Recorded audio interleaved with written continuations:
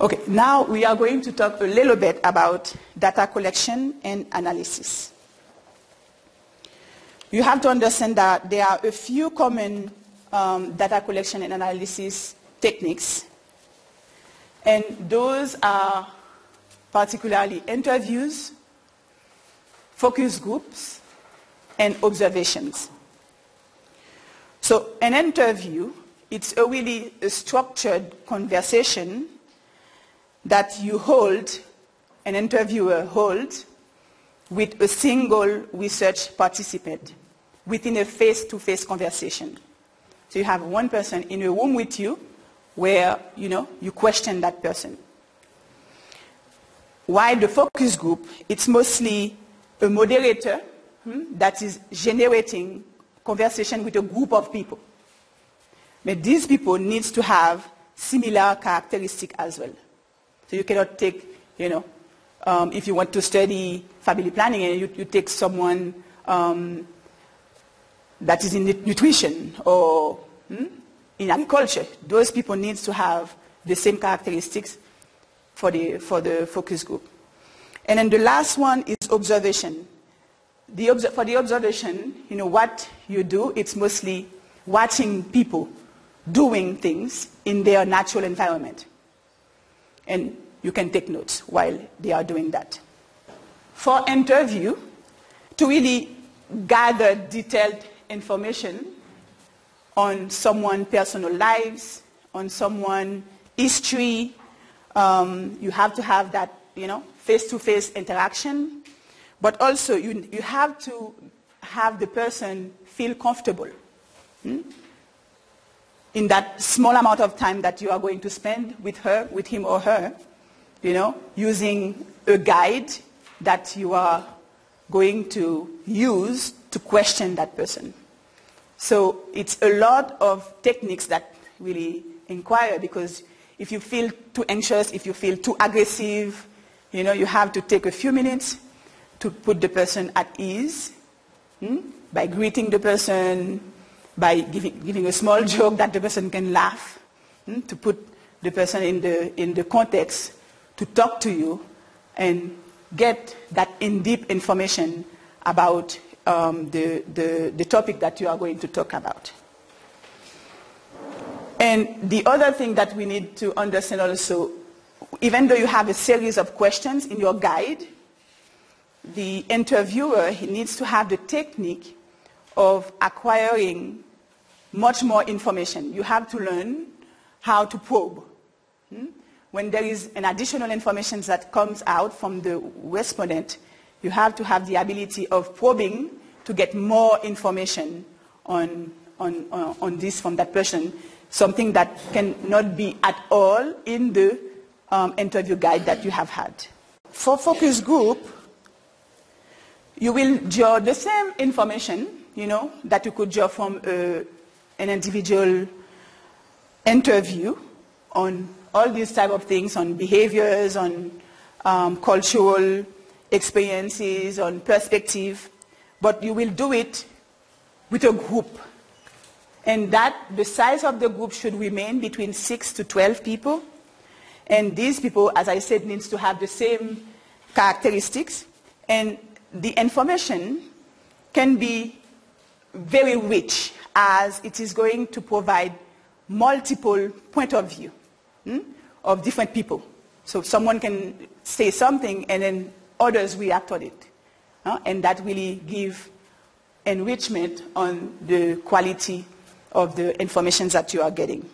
So, and the moderator is sitting there mostly to facilitate the conversation, using a guide to keep people within the framework of the study. So the last one is observation. As I said, it is the technique of watching people in their context, in what they are doing in their natural environment, but also the researcher in that case needs to be very discreet, not to be seen, very low profile, to really minimize any kind of influence you could have in the situation. There are different sets of observation. You can look, for body languages, You can look for intonations in the way the people are talking. You can also look for physical or different routine and patterns that exchange within the conversation, that emerge within the conversation.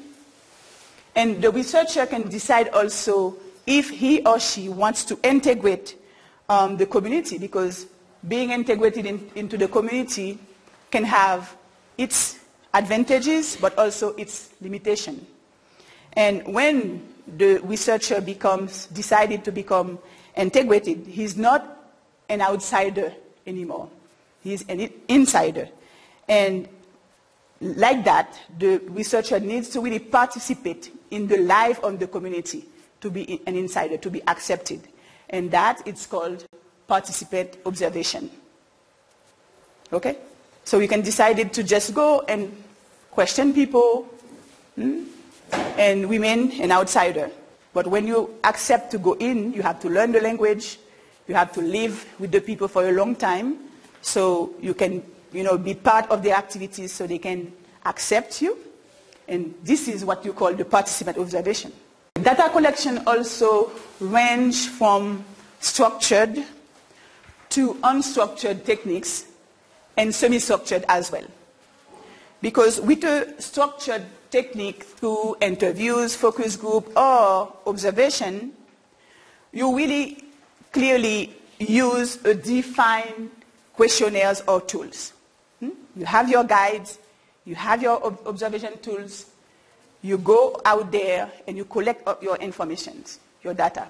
And this really allows uniformity in the data that you are collecting, because you talk with the same tool to different people, but that's helped you to have a uniform way of collecting the data. And it is also ideal for end stage of research, because you know your community already. You don't really need to collect new information, to build your questionnaires, to build your observation tools. You already have that. So this is where a structured questionnaire can help. But on an unstructured, it's when you don't have any set of questions. You don't have a really clear tool that you are using. And you use that technique to be more flexible, to find a ways of getting much richer information from a group, a community that you don't know. Because when you are going to do research, you have to have a minimum information on what you want to study, how you want to do it. So if you go to people with a structured questionnaire or tools, you can be, out of the zone where you want to study. Other data sources include focus group. It includes interview transcript. For example, you can use data that other people had collected. You can use journals. You can use observation log. You can use travel record. And you can use also photography, photos that are being taken, and videos, and also audio record. Now, we will talk right now about analysis and data interpretation. So today, I have to say that we have software that can be used to analyze data. And in this software, they can help you to really code the data and facilitate the analysis and the data management over time. So organizing the data around teams, different teams category, is a technique that can be used using the two software, for example, that I know to do so. So you read through the transcript and you highlight the different teams. And each time when you are keep reading, you find a sentence or a paragraph that goes under the same team, you put it together. So this is what we call coding. So you outline your team first, you categorize them, and you code your data, and we group them under those teams. And after doing that, it's always good to brainstorm, with the community or the people that have given you the information or other people that are part of the research project to mostly identify and really prioritize the analysis of the data. How do we really want to analyze the data? So it's always good to go to other people and present what you have found so far and find the best way of analyze the data. Other strategies also involve writing thematic summary of the qualitative data. You can decide to write a summary on the different themes you have found so far and put quotes within them that could give a strength to them. The other strategy also is content. You can perform a content analysis where you take some of the data, you count the number of times that one same word had appeared in the data.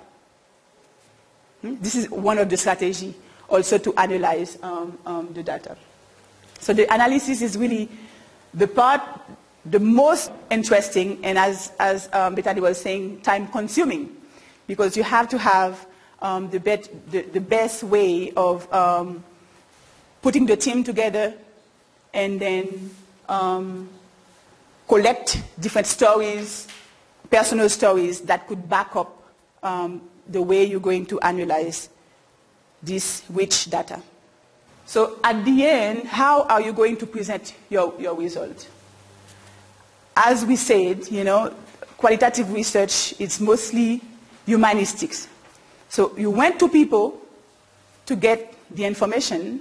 It's always nice to go back to the same people that gave you this information and share with them, which is the community.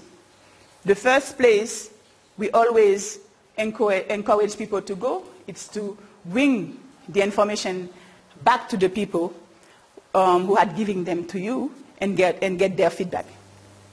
And then at the end, after that, you can write reports, you can write articles, books, whatever you want.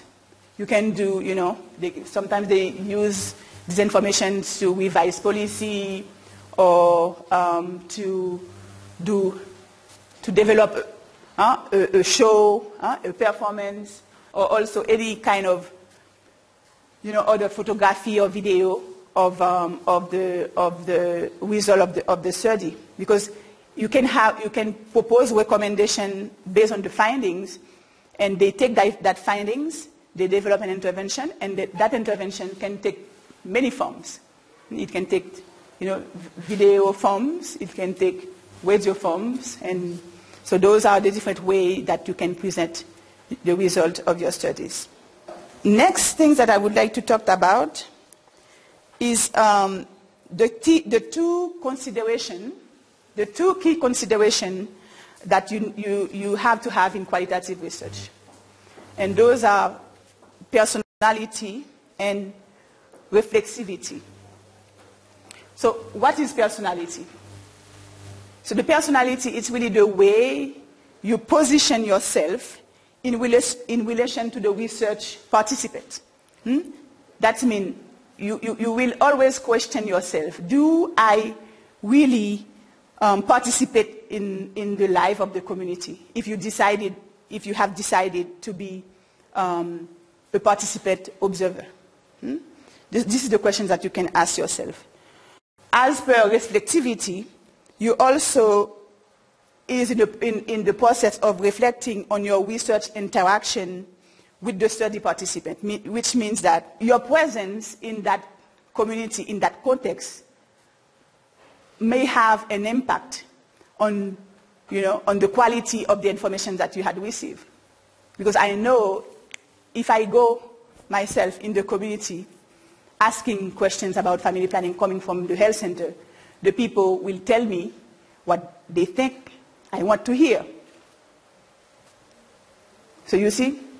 So it's all this balance that you have to have when you are doing research. Because there are some kind of study questions that you may have, and you are not the right person to go to ask it, because that could, really have an impact, an effect on the response that you are going to receive. So, what are the advantages of qualitative method? So they are really good for program evaluation. They are really good to explore, within interventions. As through qualitative research, you have a wealth of informations, that could not be tangible using quantitative methodology. All those life experience, all those meanings, there were no way that you can get them from the numbers. What is good also with qualitative research is allow flexibility.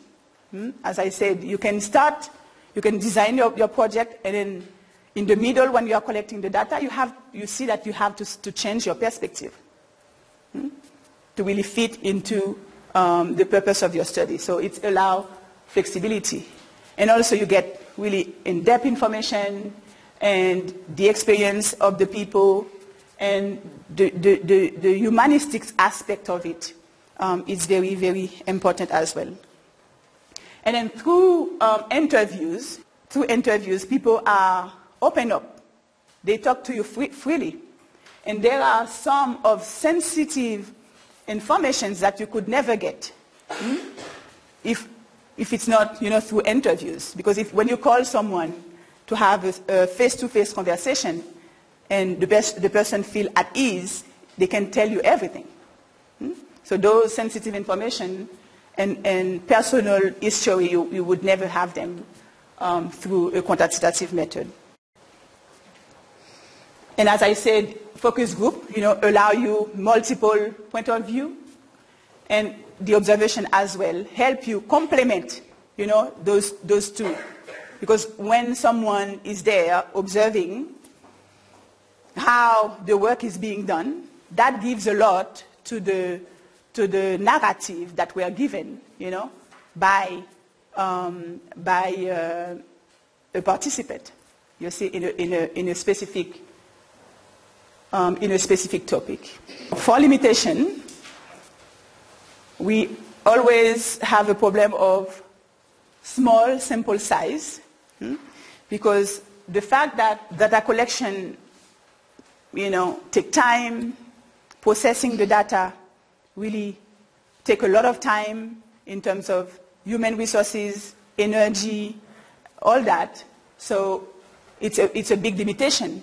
And what problem it's caused also in the debate is that you cannot generalize that to the general population, all the findings you find. And we talk about potential interviewer bias, but also, so the interviewer bias came when the interviewer decided to put its own judgment in the conversation.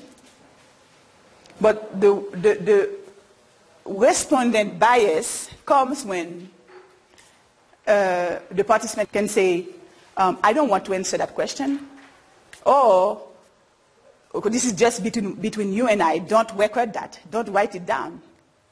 So what to do? So the bias are both from, can be both from the interviewer, but also the participant. We have to also consider ethical consideration when we are doing research, because we need to make sure that we respect the viewpoint of the participant, and also we value their perspective. Even though that cannot be fitted within our own judgment, we cannot, say it within the research. And we cannot, base the analysis of that data on our own judgment.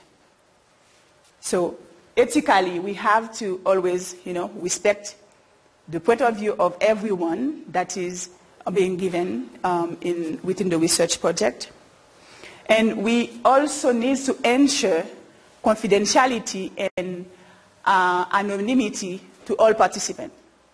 If the people accept to be part of the research project, we have to make sure that the information they share with us, doesn't have any names on them.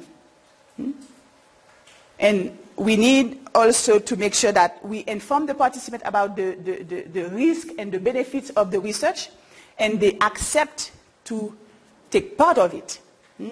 By accepting, they need to either sign a consent form that is written to them, clearly explain to them what is in it, and they sign it. Without a consent form, you cannot say that you really follow the proper process of having participants in your research study. And we also need to have special consideration for vulnerable groups, stigmatized population in your study group as well. For example, people with mental health, or people who had come to you and have some kind of vulnerability. You have to find a way of, addressing these things. You can just you cannot just go and leave it. For example, we had found ourselves within our research project that where people need support. We didn't have a special framework to address this, but we had to find, to find a way, going to the director of the hospital, talking to the PIH leadership to find ways of addressing that. Because if you just go and do study, you go back home, it's not ethical. We have to also consider validity in qualitative research, because we need to understand also how we determine validity by asking those questions. How deeply the researcher was integrated into the community or the group that he or her was studying, and also how thorough his or her descriptions of the data are, the way you analyze the data, the way you interpret the data and present the data. Which means that how much attention really the researcher had given to the research, and also where he or she positioned herself or himself within the research to avoid those biases that we were talking about. So it's not something easy. And the only way we can say that we can validate the data, it's in using, triangulation, which is the way of using multiple data collection techniques, and in order to compare, the result of the data. So if you can't use, different collection technique and find the same result, you cannot really validate your data. Alors, last but not least, we can discuss about the debate, between quantitative and qualitative, because we understand that quantitative and qualitative can be used together as complementary. It's what we call, the mixed method research. But because, qualitative can help quantitative, giving context to numbers that they had found. So this is what we call what we call quantitative.